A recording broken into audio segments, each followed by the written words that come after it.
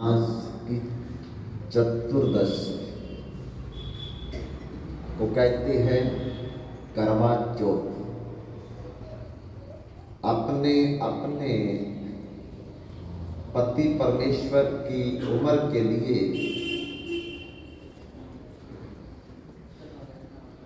हमारी बहनें व्रत करती है, अन्न जल का त्याग करके। अच्छी बात है, प्रथा टूटनी नहीं चाहिए। और बड़ी बड़ी विदेशी शक्तियां, विधर्मी लोग इन प्रथाओं का बड़ा बड़ा भारी मजाक उड़ा करके इसको खत्म करना चाहते हैं, ताकि हमारा इंडियन कल्चर जो है, हिंदू संस्कृति का नामो निशान मिटा दिया जाए। दिवाली आएगी तब उस पर बवाल, करवा चौथ आएगा तब उस पर बवाल, दशहरा आएगा तब उस पर बवाल। अपने ही हिंदू भाई तरह तरह की बातें, तरह तरह के व्हाट्सएप मैसेज भेजते हैं, क्योंकि little knowledge is always dangerous. आध भर गगरी शलकत जाए, भरी गगरिया चुप्पी पाए। थोड़ा ज्ञान ये मृत्यु का कारण बन जाता है। इसलिए ज्ञान ना होने के कारण अपनी संस्कृति का मजाक हम स्वयं उड़ा रहे हैं। जबकि ये व्रत कलयुग में शुरू नहीं हुआ, हर युग में ये व्रत। सतयुग में जब देवता और दानवों का युद्ध चल रहा था, तब देवता लोग दानवों से हार रहे थे, तो देवताओं की पत्नियां भगवान की शरण में जाकर के प्रार्थना करने लगी कि हमारे पति दुख में हैं, उनकी आयु को हानि ना हो, हम क्या करें। तब भगवान ने कहा, तुम कार्तिक मास की चतुर्दशी का करवा चौथ का व्रत करो।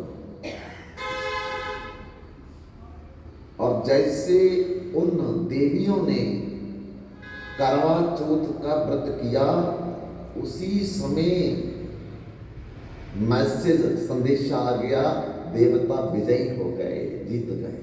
देखो कितना प्रभाव है। त्रेता युग में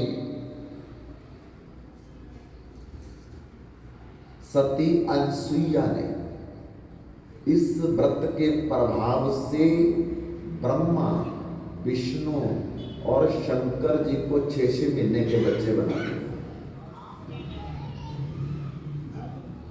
सती अनसुईया का पतिव्रत धर्म इतना विख्यात हो गया कि पार्वती, लक्ष्मी देवी और सावित्री ब्रह्मा जी की पत्नी को ईर्ष्या हो गई।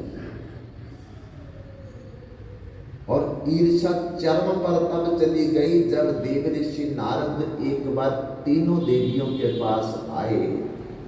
उन्होंने लड्डू दिए खाने के लिए और पूछा कि नारद कैसा स्वाद। तो नारद जी कहते अच्छा है, पर सती अनसुईया माता जैसा लड्डुओं का स्वाद नहीं है। और ईर्ष्या से भर गई। तीनों देव आए, तीनों देवियों ने कहा, जब तक आप सती अनसुईया का पतिव्रत धर्म खंडित नहीं करोगे, घर में नहीं आना। बेचारे तीनों देवता साधुओं का वेश बना करके माता सती अनसुईया के आश्रम में पहुंचते और भिक्षाम देही आवाज देते। तब अत्रि ऋषि, उनके पति तीर्थ भ्रमण पर थे, माता बाहर आई, फल, अन्न, सब्जी लेकर के, और त्रिदेवों ने कहा कि हमको नहीं चाहिए। क्या चाहिए आपको? हमें तब भिक्षा लेनी है जब आप वस्त्रहीन होकर के भिक्षा दोगे। ये राम राम राम।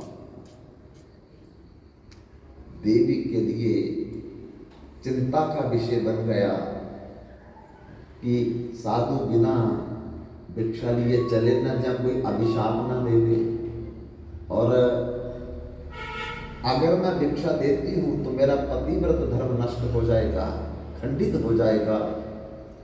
क्या करें? पति को याद किया, आकाशवाणी हुई, चिंता मत करो, अब मेरे कमंडल में जल पड़ा है ना, ये तीनों पर छिड़काव कर दो, फिर वस्त्रहीन होकर के दो, कुछ नहीं, भिक्षा जितनी मर्जी दो। माता अनसुईया ने अपने पति देव के कमंडल में रखा हुआ जल लेकर के तीनों देवताओं के ऊपर छिड़काव किया। 6-6 महीने के बच्चे बन गए, रोने लगे, हाथ पैर मारने लगे। अब माता तीनों को उठा करके पालने में डाल करके रोज दुग्ध पान करवाती है, भिक्षा दे रही है। उधर देवियां कई वर्ष बीत गए, ना ब्रह्मा जी आए, ना शंकर जी आए, ना भगवान विष्णु कहाँ चले गए। हमारे पति देव नारद जी के पीछे भागे। नारद, हमारे पति देव कहाँ है? बड़े वर्ष हो गए, दिखे ही नहीं। पर नारद ने कहा, जहां भेजे थे वही पालने में झूला झूल रहे हैं, 6-6 महीने के बच्चे बन गए ना। हमारे पति 6-6 महीने के बन गए, अनर्थ हो गया। तीनों देवियां आई, सती अनसुईया के चरणों में गिर करके क्षमा प्रार्थी, क्षमा प्रार्थी, क्षमा प्रार्थी। कहा, बताओ, हमारे पतियों को वापस कर दो, हमसे गलती हो गई, इनकी गलती नहीं, हमने इनको भेजा। बंधुओं, इस करवा चौथ व्रत के प्रभाव से उस देवी ने पुनः वो जल छिड़काव किया, तो फिर ब्रह्मा, विष्णु और शंकर के रूप में बदल करके तीनों देवियों को सौंप दिया। इतना प्रभाव। और इतिहास में महाभारत के वन पर्व में युधिष्ठिर महाराज ने पूछा, ये प्रश्न ऋषि मार्कंडेय से सत्यवान और सावित्री का प्रसंग। कैसे सावित्री ने करवा चौथ व्रत के बल पर अपने पति सत्यवान के प्राण जमराज से वापस ले आए। देखो, इतना ताकतवर ये व्रत है कि हम लोग इनका मजाक उड़ा रहे हैं और तरह तरह के मैसेज डाल करके हमारे हिंदू भाई अपनी संस्कृति को नीचा दिखाने का प्रयास कर रहे हैं। बंधुओं, मगध देश के राजा अश्वपति रानी मालवी की पुत्री सावित्री थी और सालूर देश के राजा धूमत सेन रानी शैब्य के पुत्र सत्यवान।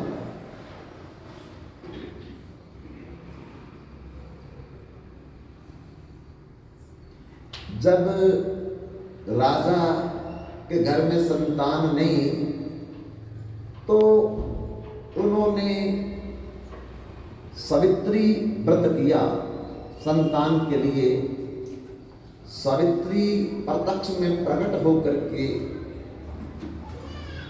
राजा अश्वसेन को बोला कि तुम्हारे भाग्य में पुत्र तो नहीं है, पर हम तुम्हें पुत्री देते हैं। तब उसका नाम सवित्री की कृपा से मिला तो रखा सवित्री देवी। विवाह के योग्य हुई। बड़े बड़े राजा लोग देखने के लिए आते, लेकिन सवित्री के योग्य ना होने के कारण बेचारे वापस चले जाते। आखिर मालवी और अश्ववती कन्या के विवाह के लिए दुखी हुए।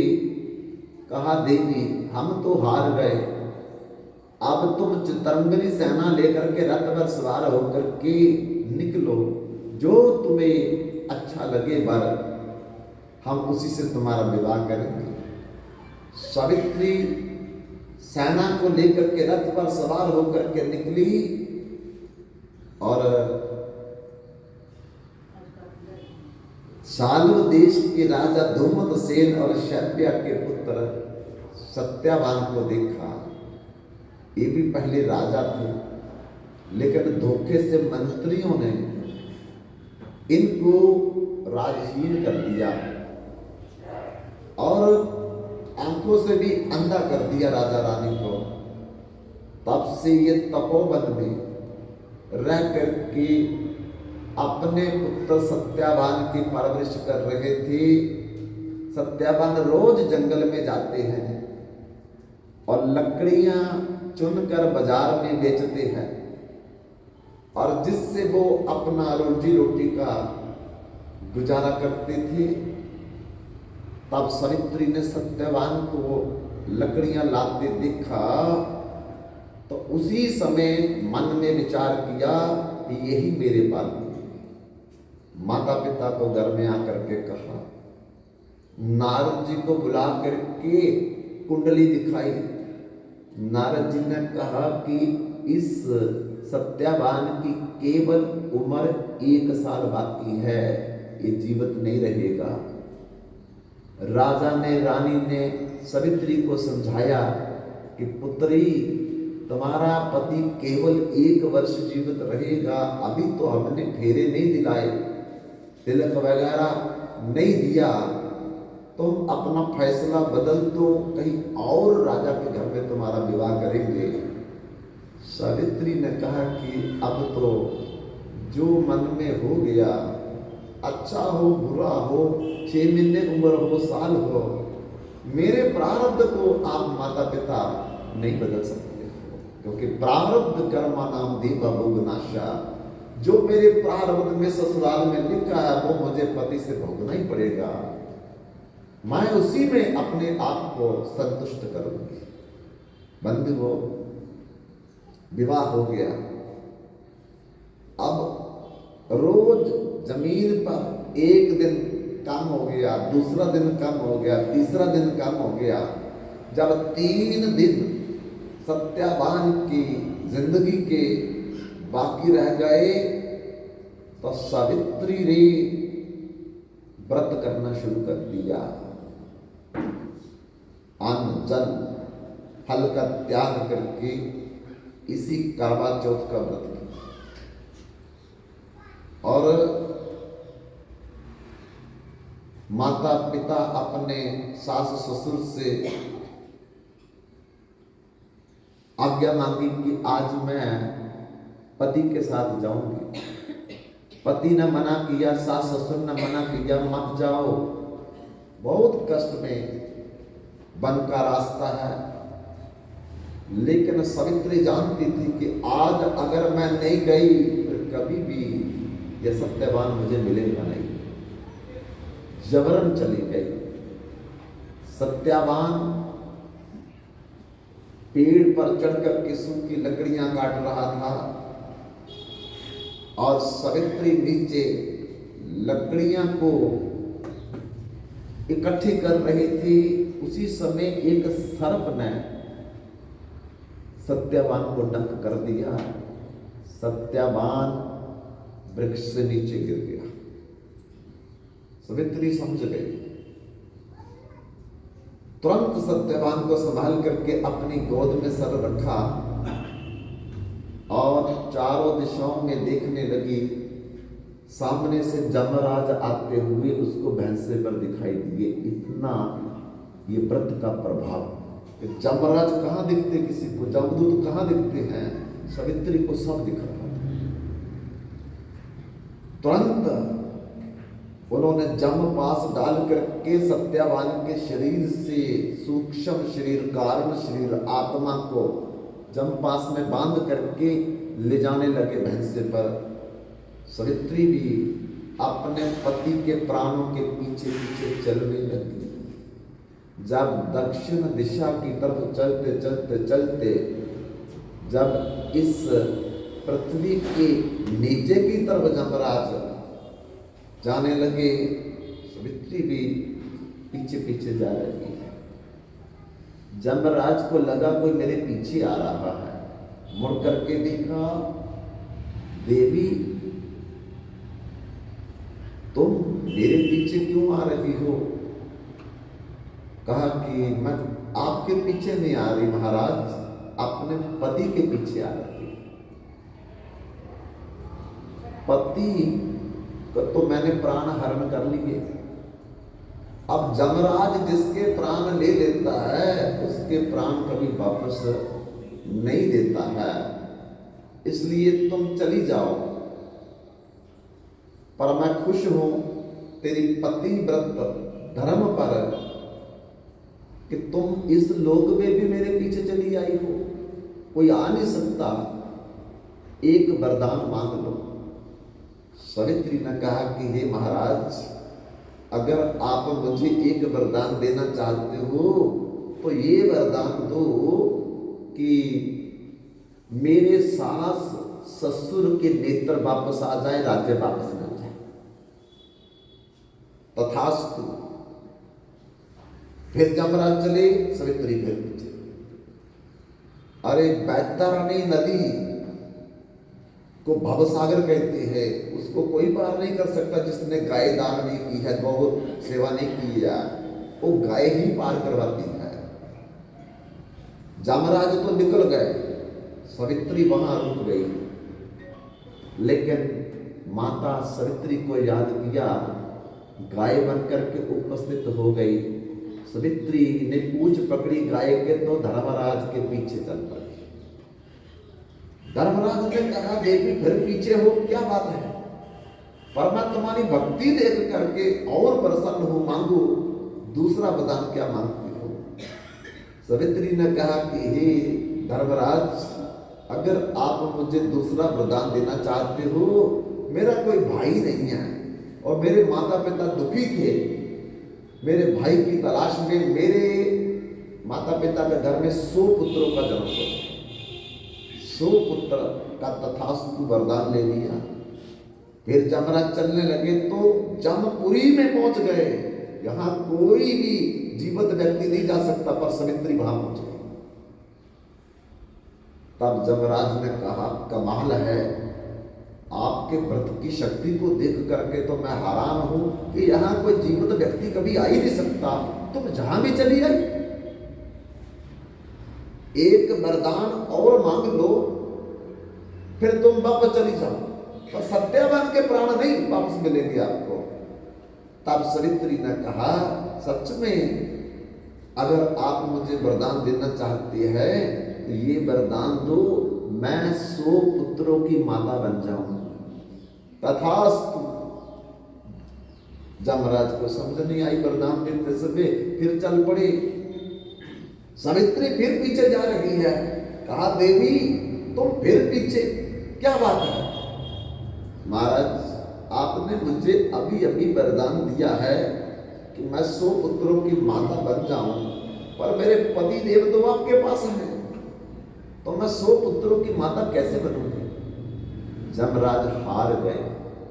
सावित्री की पूजा, आरती, परिक्रमा करके कहा, देवी तुम जीत गई, मैं हार गया, इस सत्यवान अब आप साथ में जा सकते हैं। इस व्रत के प्रभाव से सावित्री ने देखो सत्यवान के प्राण वापस ले आए। बंधुओं, जब महाभारत का युद्ध होने लगा तो उस समय द्रौपदी ने आकर के भगवान श्री कृष्ण से पूछा था, ऐसा कोई व्रत बताओ मेरे पति जीवित रहे, युद्ध में उनको कोई हानि ना हो। तो भगवान श्री कृष्ण ने द्रौपदी को यही करवा चौथ का व्रत करने को बोला। अगर तुम निष्ठा से, श्रद्धा से, भक्ति से करवा चौथ का व्रत करोगी देवी, तुम्हारे 5 पति जीवित रहेंगे, कोई हानि मृत्यु उनका कुछ नहीं बिगाड़ सकेगी। द्रौपदी ने, बंधुओं, भगवान श्री कृष्ण के आदेशानुसार इस करवा चौथ का व्रत किया। कोई आज कलयुग का व्रत नहीं है ये, सतयुग में भी, त्रेता युग में भी, द्वापर युग में भी, और फिर भगवान ने कहा ये व्रत करने के लिए। और जो कथा महाभारत में होगी उसके बारे में तो हमें सोचना ही नहीं चाहिए कि महाभारत में आम कथा थोड़ी लिखी जाएगी। भगवान श्री कृष्ण आम व्रत के बारे में थोड़ी बोलेंगे। इसलिए हमें भी अपनी संस्कृति को बनाए रखने के लिए इस व्रत का त्याग नहीं करना चाहिए। श्रद्धा से, भक्ति से और प्रेम से ये जो व्रत है ये हम लोगों को करना चाहिए, ताकि जो हमारे वेद, शास्त्र, पुराण, ब्रह्म शास्त्रों में आज्ञा है, उस आज्ञा से हम लोग वंचित ना हो। और कलयुग में भी एक कथा है, वेद धर्मा नाम की एक ब्राह्मण की पुत्री जिसका नाम था वीरबन्ना। 7 भाइयों की इकलौती ये बहन थी, और जब अपने मायके आई अपने भाइयों से मिलने के लिए, पिता से मिलने के लिए, माता से मिलने के लिए, तो ये व्रत की तिथि आ गई भीतर में। और पिता ने कहा कि पुत्री ये व्रत तुम्हें करना चाहिए। तब उसने ये व्रत किया। भाभियों ने भी व्रत किया,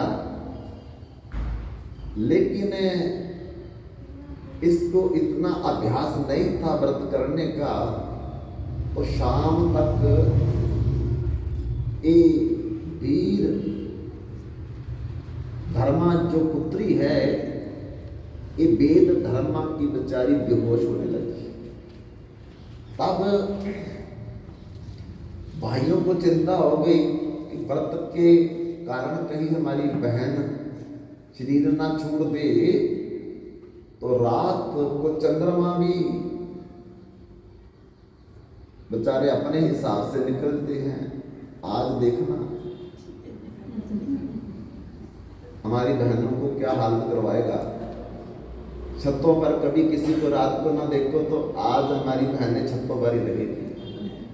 आवाजें दूर दूर से आएगी, निकला अभी आया नहीं आया, ऐसे बातें जोर जोर से सुनाई देती है। क्यों? क्योंकि चंद्रदेव भी सोचते हैं कि आज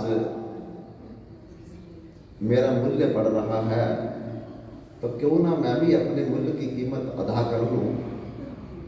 तो बहुत लेट निकलेगा, पर चलो क्या करना है, जब व्रत रखा है तो फिर सहना पड़ेगा।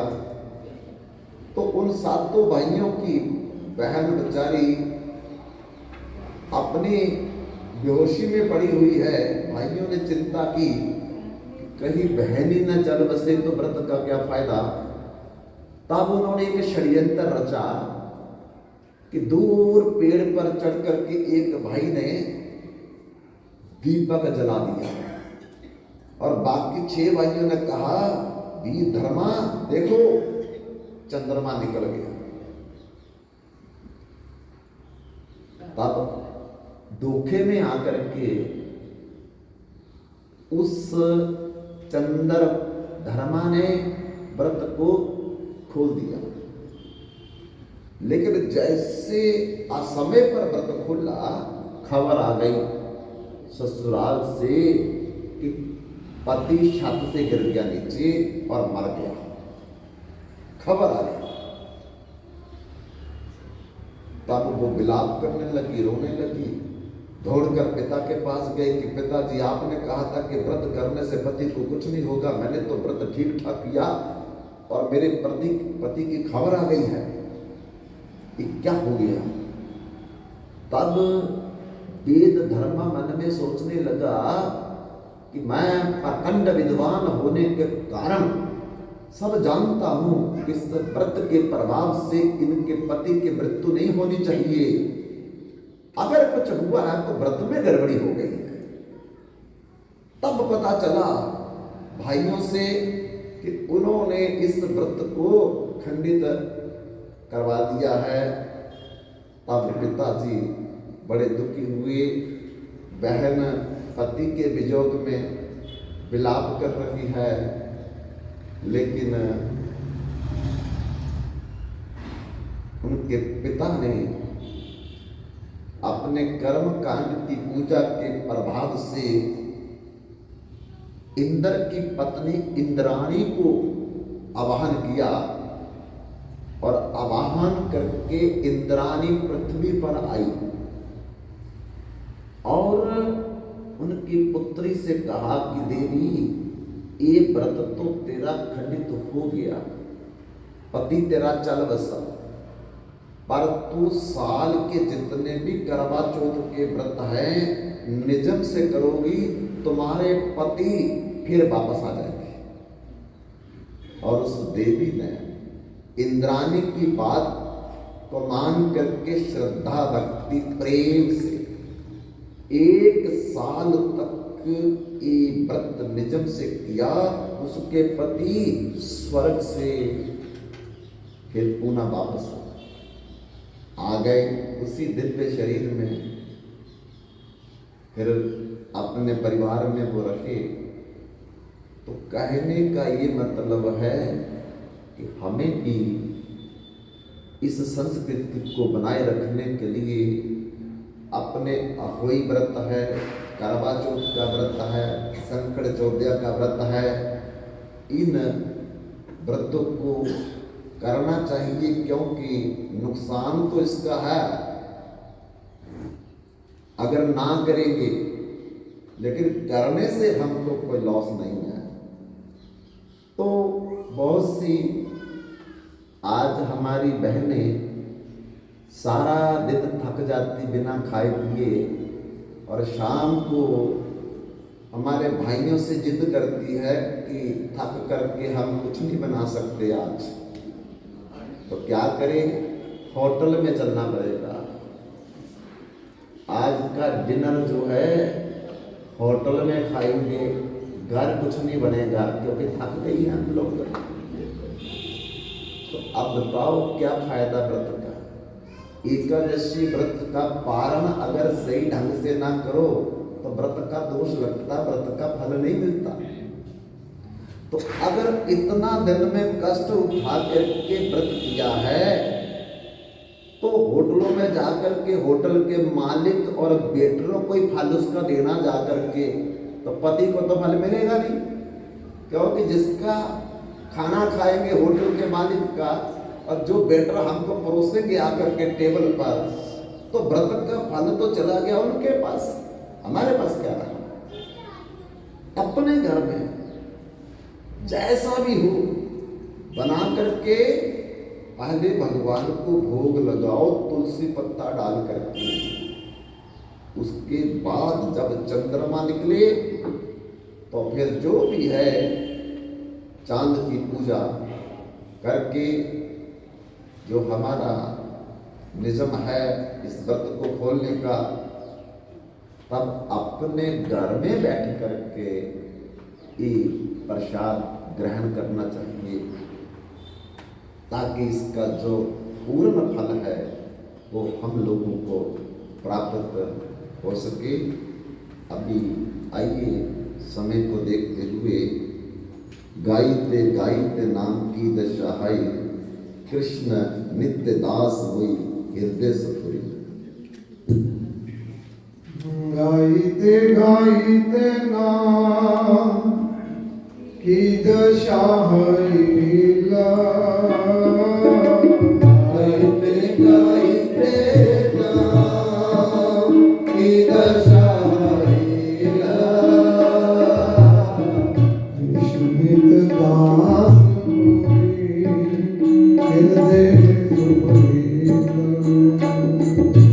कृष्ण नित्य दास हुई हृदय सफुरी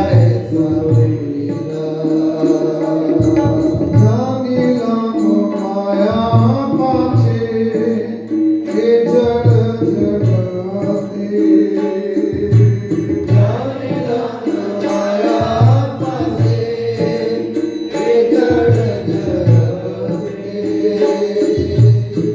गोविंद बिना दुख पाई मन माते, गोविंद बिना दुख पाई मन माते,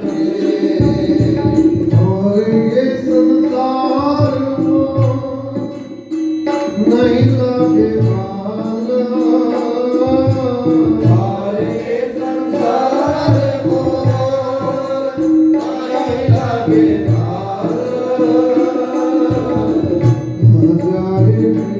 कृष्ण हरि इतना विशाल, आजाई कृष्ण हरि इतना विशाल, कांदिते कांदिते मोर आँखी बरसाए, कांदिते कांदिते मोर आँखी बरसाए, बरसदा है नजरे है लौदाए, बरसदा है नजरे है लौदाए, निमेष होइल मोर शत जुग सामा, निमेष होइल मोर शत जुग सामा, गोविंद बिराया सहित अक्षमा, गोविंद बिराया सहित